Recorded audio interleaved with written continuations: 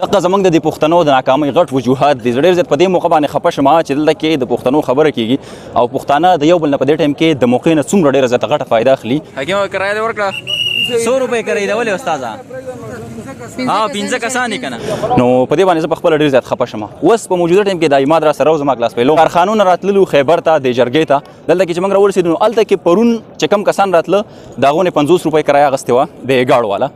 اوس چې کله موږ راتلو نو 100 او 120 دغه شانته کې پر کس خبره به کوله لکه ټیک د زمانه ما چې تاسو هم مجبوري تاسو هم دغه خو چې کله دغه شانته کې واقعیت راشي موقع راشي نو زمونږ د خلک بیا په دې ټیم کې نو کې وسوکي لګي چې په څه طریقه باندې لکه ټیک د موقع نه فائدہ غسل وکړ خو زمونږ پښتانه خفه په خبره شم چې د خپل نه د موقع نه فائدہ اخلي نو کله چې بل نه فائدہ غسل نو خبره وا په دې موقع باندې لک شانته کې د خپل چې کوم د لالچ دی دالک سایډ تکوي خیر دی موقع نه فائدہ اخلي خو د نور نه د خپل پښتنو نه دا موقع دا سیده چې ټول پښتانه دلته کې راجمع کیږي